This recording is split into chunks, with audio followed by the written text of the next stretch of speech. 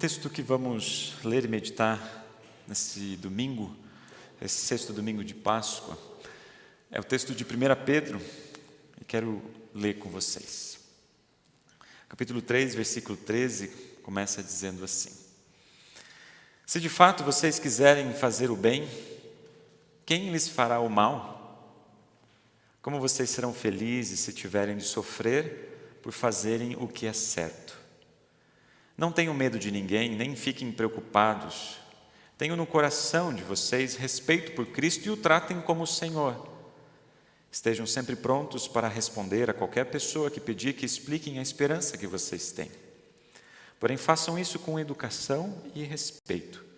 Tenham sempre a consciência limpa.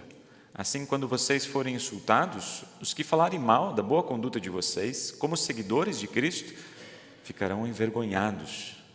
Porque é melhor sofrer por fazer o bem, se for esta a vontade de Deus, do que fazer o mal. Pois o próprio Cristo sofreu uma vez por todas, pelos pecados, pelos pecados, um homem bom em favor dos maus, para levar vocês a Deus. Ele morreu no corpo, mas foi ressuscitado no Espírito. E no Espírito foi e pregou aos espíritos que estavam presos. Estes eram os espíritos daqueles que não tinham obedecido a Deus, quando ele ficou esperando com paciência nos dias em que Noé estava construindo a barca. As poucas pessoas que estavam nela, 8 ao todo, foram salvas pela água. Aquela água representava o batismo, que agora salva vocês. Esse batismo não é lavar a sujeira do corpo, mas é o compromisso feito com Deus, o qual vem de uma consciência limpa.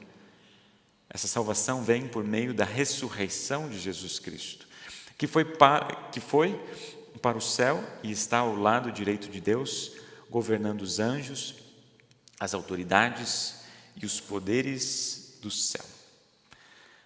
Com essas palavras, nós queremos ter a oportunidade de refletir a respeito desse tema proposto para o nosso culto de hoje.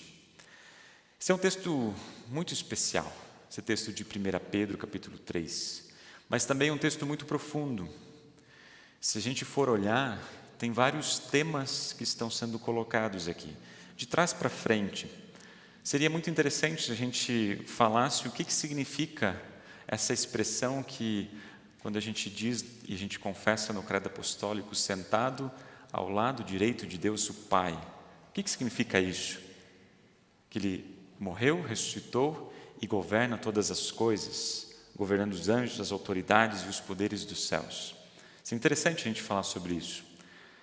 Um outro tema, um outro sermão que a gente poderia, outra mensagem que a gente poderia olhar nesses poucos versículos, poderia ser a respeito do batismo. Quando Pedro diz, agora o batismo salva vocês. O batismo não é apenas uma ordenança, mas é um sacramento, é um meio da graça. Seria muito interessante a gente falar sobre o batismo, mas como a gente já refletiu sobre o batismo algumas semanas atrás, pensei, isso aqui a gente pode refletir numa próxima oportunidade. Talvez a gente poderia olhar para esse texto e refletir sobre a questão do sofrimento do cristão por fazer aquilo que é certo. É verdade que a gente não tem alegria em passar pelo sofrimento, em viver o sofrimento. Deus também não se alegra, não fica feliz quando verem seus filhos sofrerem. Mas aqui a gente tem um consolo de Pedro muito interessante e muito importante para a gente ser lembrado. O cristão sofre. É melhor sofrer por fazer o bem do que por fazer o mal. É melhor ainda sofrer por fazer a vontade de Deus. E se nós sofremos por fazermos a vontade de Deus, alegrem-se por isso. Seria também interessante a gente refletir sobre esse aspecto também nos tempos em que nós vivemos. Mas como a gente não pode abordar todos esses temas em apenas uma mensagem, vamos olhar apenas para o versículo 15.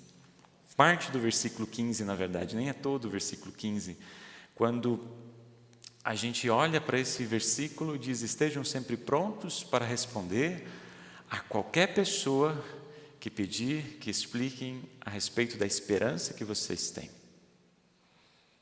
Muitos eu vejo que estavam aqui no culto na semana passada, ou acompanharam através da transmissão, e a gente refletiu baseado no capítulo 2, que nós somos chamados de sacerdotes. Na verdade, o versículo diz que cheguem perto dele, a pedra viva, que os construtores rejeitaram e veio a ser a mais importante de todas. E ele também diz, vocês também são pedras vivas, que Deus está usando na construção do templo espiritual, e vocês servirão como sacerdotes dedicados ao Senhor.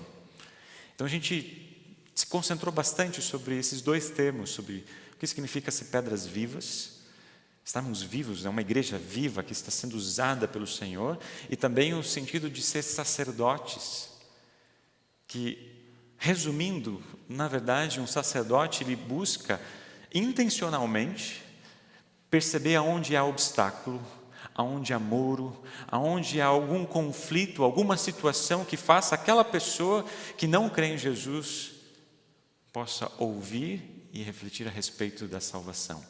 Então, um sacerdote é alguém que está sempre pensando, refletindo e agindo para destruir muros, destruir obstáculos que possam estar na nossa relação com Deus, ou na relação deles com Deus, mas faz mais uma coisa. Um sacerdote, ele constrói uma ponte. Então, ele busca construir pontes para aquelas pessoas que não creem, com o próprio Deus. E por isso, para dar sequência a essa reflexão que a gente iniciou na semana passada, é muito apropriado a gente olhar para esse versículo. Estejam sempre prontos para responder a qualquer pessoa que perguntar para vocês a esperança que vocês têm.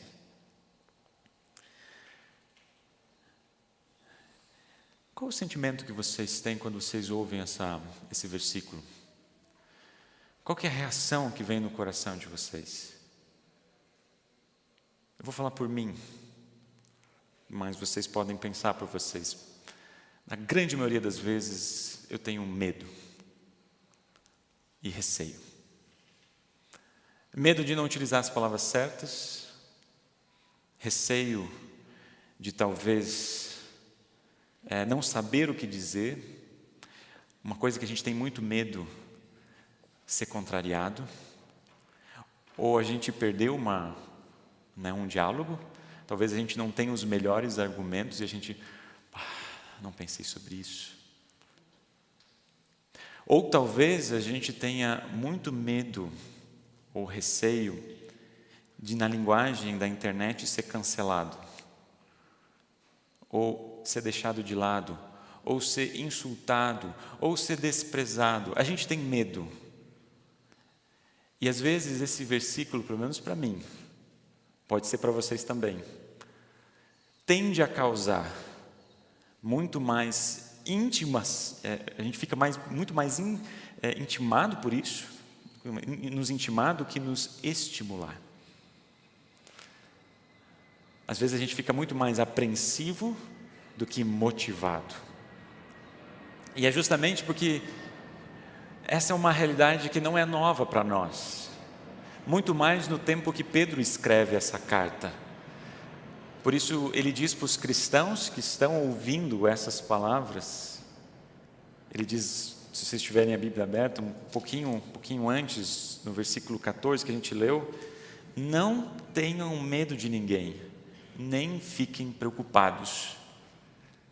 Ele sabe que essa é a nossa reação, então não fiquem com medo de ninguém, e também não precisam ficar preocupados em como vai ser a performance de vocês em relação a isso.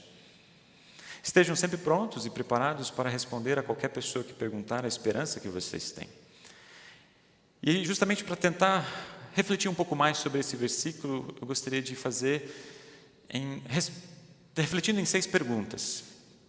Quando, a quem, o que, como, por quê e qual? Vamos desdobrar um pouquinho essas perguntas. Quando que nós precisamos falar da esperança? Quando? A quem nós vamos falar com o que cremos? O que nós estamos defendendo? Como nós vamos falar? Por que é necessário falar dessa esperança? Não, o que está em jogo? quando a gente fala dessa esperança ou não fala dessa esperança. E, por fim, qual que é o conteúdo dessa esperança? Qual que é a mensagem? Como é que a gente pode expressar isso em palavras? O que nós esperamos? Eu gostaria de começar essa leitura aqui hoje, talvez dizendo assim, se as situações cooperarem, ou se eu não tiver nenhum problema em casa, ou se eu estiver feliz, ou se eu estiver motivado, então se alguém me perguntar, eu vou falar da esperança que eu tenho. Seria muito mais fácil para nós, né? Se a gente colocasse nessas perspectivas, né? Mas Pedro, ele é muito mais enfático, ele diz sempre, se você está feliz, se você está triste, se você está motivado, se você está desmotivado, se todas as coisas estão bem na sua família, ou se as coisas não estão bem, ele não dá opção, ele diz sempre. Hoje é o Dia das Mães. Feliz Dia das Mães para vocês. Feliz Dia das Mães para minha mamãe, que talvez esteja assistindo, para minha esposa, que hoje está trabalhando. Feliz Dia das Mães. E eu vejo nas mães uma característica muito especial. Nem sempre as mães estão super motivadas. Nem sempre as mães estão com todo vapor. Nem sempre as mães não estão cansadas, mas quando elas veem os filhos chorando de fome, ou estão com fome, estão doentes, ou qualquer situação, o que acontece? Elas vão ao encontro do filho e da necessidade do filho. Isso acontece, isso faz parte da natureza materna, e eu diria assim, dos pais também. É o compromisso da família.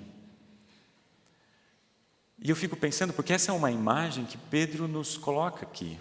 Essa imagem de cuidado de filhos com pais e mães. É uma imagem que está presente. E eu fico pensando, muitas pessoas estão com fome da palavra. Ou estão sedentas do Evangelho. E vamos ser nós que vamos dizer quando que essas pessoas merecem receber o Evangelho? Merecem receber um alimento? Então nós recebemos algo especial. Nós fomos resgatados e fomos colocados na família da fé, justamente para compartilhar e entregar algo que dá vida a muitas pessoas. Mas eu me perguntei quando olhei sobre esse versículo, estejam sempre prontos, e eu fiquei me perguntando qual foi a última vez que alguém me perguntou da razão da minha fé. Qual foi a última vez que alguém perguntou para vocês o que vocês creem? No meu caso, talvez, que daí não se aplica tanto a vocês, quando eu digo eu sou pastor, já cria uma curiosidade, às vezes já cria um diálogo, mas nem sempre chega ao ponto de poder dizer o que eu creio. Muito mais interessados no que eu faço, mas não naquilo que eu compartilho, a mensagem que eu creio. E pensando nos tempos em que nós vivemos, talvez não seja uma pergunta tão constante nas nossas rodas de conversa. Porque a vida ela é muito apressada, é agitada, ela é corrida, para que a gente possa ter tempo de conversar questões de fé e de esperança. Isso não é de hoje, isso acontece já há bastante tempo. Talvez a gente tenha muitos amigos, muitas pessoas que a gente considera amigo mesmo, que a gente convive há anos, mas a gente não tem a menor noção do que crê. Se são cristãs ou não são pessoas cristãs. Qual que é a base da sua esperança? Já pararam para pensar? Eu digo por mim também. Talvez há muitas pessoas, e com certeza há muitas pessoas que... O que elas creem? Qual que é a base da fé delas? Isso é uma preocupação de vocês também? É por isso que nós somos convidados, a partir desse texto, a estarmos sempre preparados. Em outras palavras, a sempre sermos alunos da palavra. Ou, como diz a imagem do texto bíblico de Pedro como um todo, sejam como crianças recém-nascidas desejando o puro leite espiritual. Assim que a gente se prepara, sendo alimentado por essa palavra, para sempre estarmos prontos a falar dessa esperança. Falamos então sobre a primeira. Agora, a quem que nós falamos da esperança que nós temos? Como é que o texto diz? Só as pessoas que eu gosto? Só as pessoas que me fazem bem? Não, a qualquer pessoa. Qualquer pessoa. Mas vamos tentar contextualizar um pouquinho mais quem essas pessoas, para a gente entender, porque quando a gente olha o contexto, a gente entende um pouquinho mais a força dessas palavras. A gente já falou sobre isso nos últimos encontros, mas vale a pena ressaltar.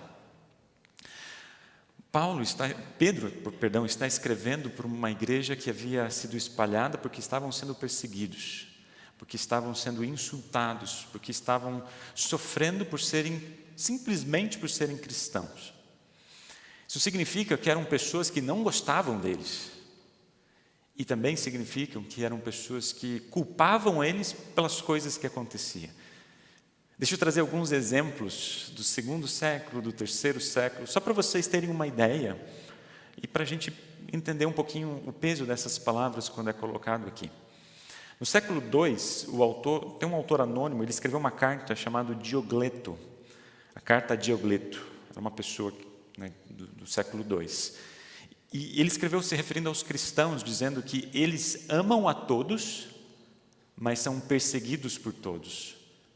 São desconhecidos e condenados, recebem a pena de morte e ganham a vida. Interessante como é que ele descreve como é que os cristãos eram vistos. Primeira característica, os cristãos amam a todos. São desconhecidos, são perseguidos, são mortos, mas ganham a vida.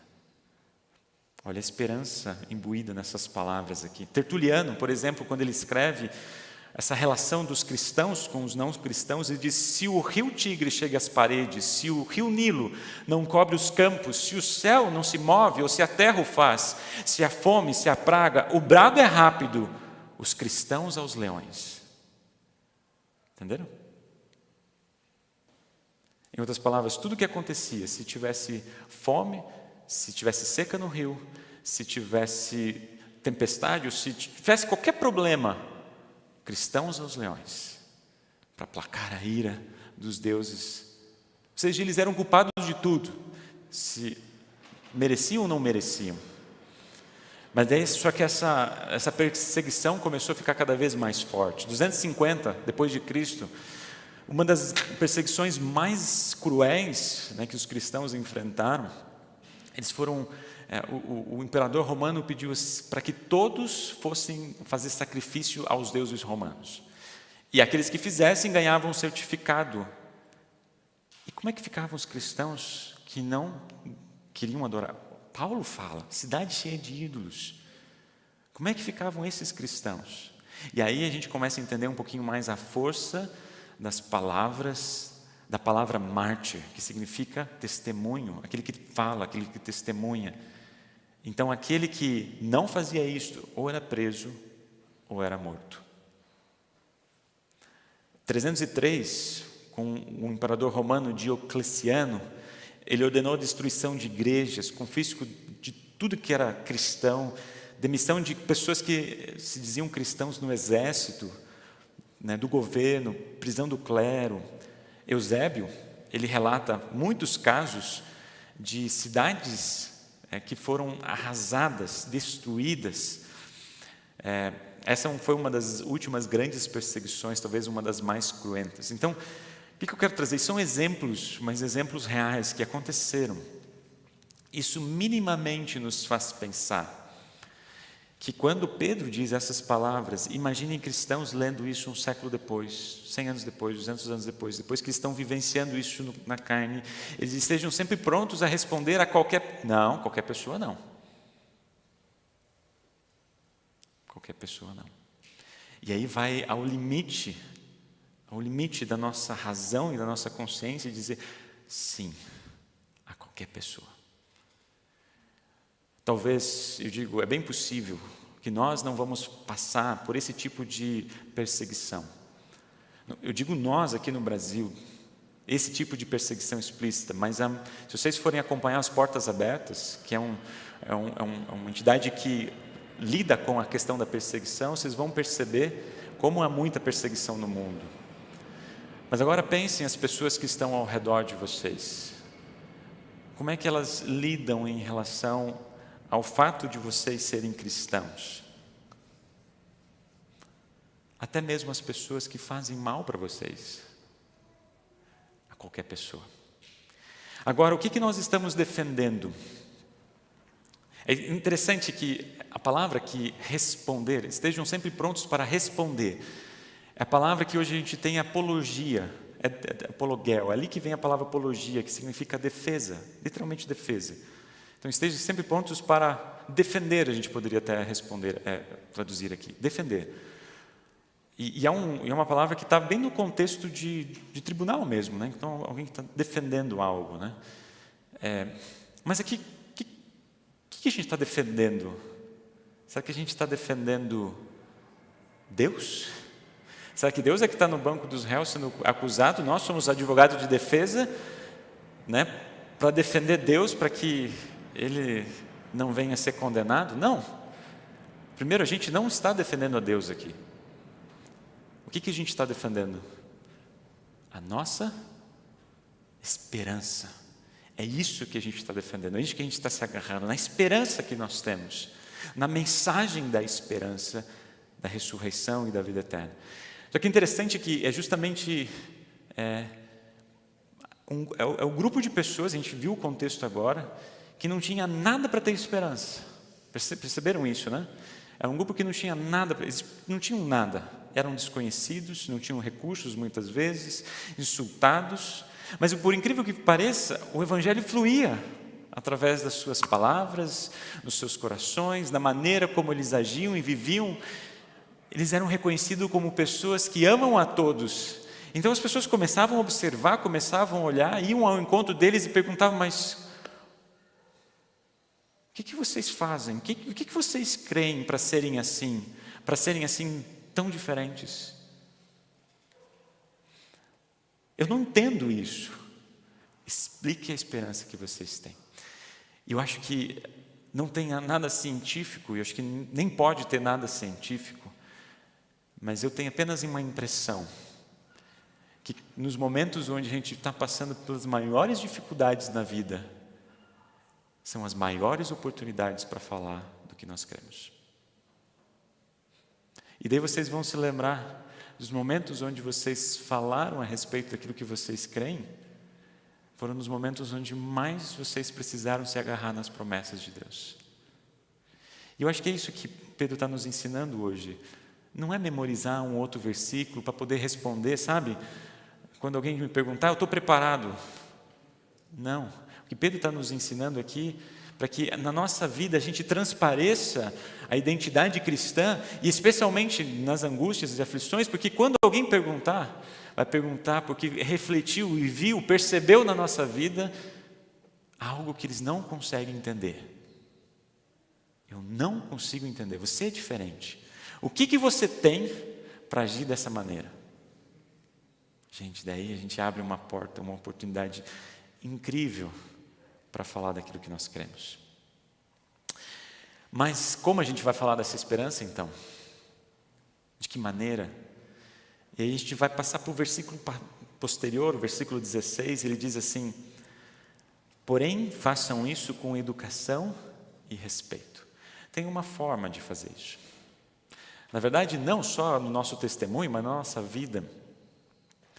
Nós somos convidados, nós somos movidos a falar com todas as pessoas com educação e respeito. Às vezes a pessoa está certa, mas no tom de voz ela perde toda a razão. Vocês já não viram isso? A pessoa pode estar certa, mas se ela levantou a voz, ela perde a razão. E nós não queremos fazer nenhum inimigo para Jesus, mesmo para aquelas pessoas que fazem mal para nós, porque a gente vai falar já da finalidade de falarmos sobre isso. Mas ele diz a maneira como nós lidamos com as pessoas é tão importante quanto a mensagem que a gente carrega, com educação e com respeito. Se vocês estiverem abertos, no capítulo 2, a gente vai perceber ali a gente vai perceber que como a gente vai lidar, como Pedro nos orienta a lidar juntamente com as pessoas. Ele fala assim, da maneira como nós nos aproximamos com Deus com respeito, da mesma forma que nós devemos nos relacionar com as pessoas que estão ao nosso redor, com respeito. É a mesma palavra, que em alguns contextos pode até ser traduzido como temor ao Senhor, o temor. A gente precisa lidar com temor, com respeito, não com medo, com temor, e também com delicadeza e com respeito. E é isso que Paulo fala em Colossenses, numa outra oportunidade, ele diz assim: sejam sábios na sua maneira de agir com os que não creem e aproveite bem o tempo que passarem com eles. Sejam sábios. Que as suas conversas sejam sempre agradáveis e de bom gosto, e que vocês saibam também como responder a cada pessoa. Colossenses capítulo 4, versículos 5 a 6. Sejam sábios. Imagina, tenham conversas boas com aqueles que não creem. Sejam amigos dessas pessoas. Mas saibam responder quando assim surgir a oportunidade. Mas por que é necessário falar dessa esperança? Esse versículo não nos diz o porquê aqui. A gente vai descobrir ao ler toda a carta, ao ler todo o Evangelho, ao ler toda a Bíblia. Porque se nós não falarmos dessa esperança, qual que é o resultado de alguém que não tem esperança? É a condenação. É a condenação eterna. Somente por meio de Jesus que as pessoas são salvas. Isso na leitura da semana passada a gente viu, Jesus é o caminho, é o único caminho, é a única verdade, é a única vida. Não tem caminhos alternativos. É o único. Sem Jesus não há esperança, sem Jesus não há salvação, e essa salvação vem por meio da ressurreição do nosso Salvador. Então, só para a gente relembrar, quando que precisamos falar da esperança? Sempre. A quem falamos aquilo que cremos? A qualquer pessoa. O que nós estamos defendendo? Alguma pessoa, uma ideologia, um partido político? A Deus? Não. A nossa esperança. Como vamos falar? Com educação e respeito. Por que é necessário falar dessa esperança? Porque senão as pessoas elas não vão conhecer Jesus e consequentemente não vão ser salvas. Agora, talvez vocês estejam perguntando, mas qual que é o conteúdo dessa esperança? O que ela nos ensina? O conteúdo dessa esperança não é uma teologia ou uma teoria, mas é uma pessoa. O conteúdo dessa esperança é o Evangelho, e o Evangelho é Jesus Cristo. Jesus Cristo é o Evangelho, Jesus Cristo é a Boa Nova. E é justamente porque muitos não creem que Jesus é o seu Senhor e Salvador, é que talvez muitos não tenham esperança. Sem Jesus, sem esperança. Mas qual que é o conteúdo dessa esperança? E eu incentivei vocês e continuo incentivando, leiam a carta de 1 Pedro. O que a carta de 1 Pedro nos reflete sobre a esperança eterna? Nós não vamos ler todos os versículos, mas só para identificar. Ele veio, Ele morreu, Ele ressuscitou, Ele perdoou os nossos pecados, Ele nos deu uma nova vida, Ele é a pedra viva que é o fundamento da igreja. Ele nos chama de pedras vivas e sacerdotes. Ele nos sustenta nas nossas aflições por meio da sua palavra. Ele reina, Ele voltará, Ele nos ressuscitará. Se por acaso alguém perguntar qual é a razão daquilo que você crê, qual é a razão da sua esperança, não tenham medo de responder a qualquer um que perguntar. Mas façam isso com educação, com respeito, em amor ao próximo. Porque é simplesmente testemunhar ou falar de Jesus, o que Ele fez, faz e continua fazendo por você. Falar da esperança é falar daquilo que é mais íntimo do nosso relacionamento com Deus.